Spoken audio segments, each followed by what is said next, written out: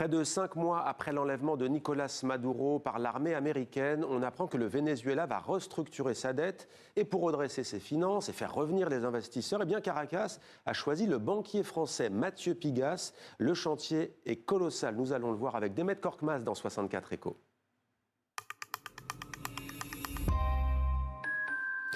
Bonsoir Demet. Bonsoir. Un Français donc désigné pour piloter cette restructuration vénézuélienne, c'est une révélation de nos confrères du Wall Street Journal aux États-Unis, qui se demande d'ailleurs comment l'homme d'affaires réputé de gauche a pu remporter le mandat.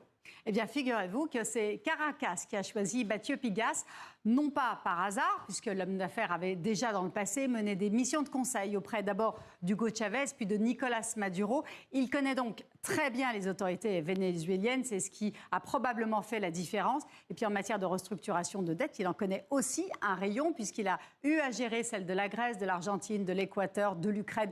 Bref, il a une solide expérience dans ce domaine. Et tout est joué sur sa réputation, on peut le dire, ou pas forcément? Non, il fallait aussi être adoubé par la Maison-Blanche et c'est ce qui surprend le plus en réalité le milieu d'affaires américain.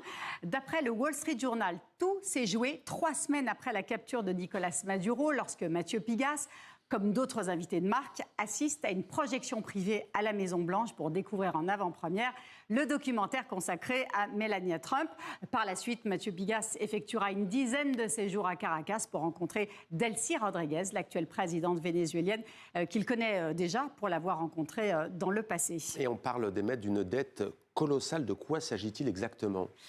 Alors, le pays est en défaut de paiement depuis 2017. Sa dette publique extérieure est estimée à 150-180 milliards de dollars. En obligations impayées, c'est 2 fois le PIB du pays. Les taux d'intérêt affichent actuellement un rendement minimum de 10%. Et on connaît l'identité ou pas de ceux qui détiennent cette dette du Venezuela? Alors, parmi les créanciers institutionnels, on peut citer la Banque de développement de l'Amérique latine et des Caraïbes, la Banque interaméricaine de développement, et puis sur le plan bilatéral, les plus gros détenteurs sont la Chine, mais aussi le Brésil et le Japon. La Chine détient probablement plus de 10 milliards de dollars d'obligations, mais avec le FMI qui a été totalement écarté des négociations, il ne faudra pas attendre beaucoup de transparence dans cette affaire. Merci beaucoup Demet, voilà qui nous permet d'avoir des nouvelles aussi bien évidemment du Venezuela.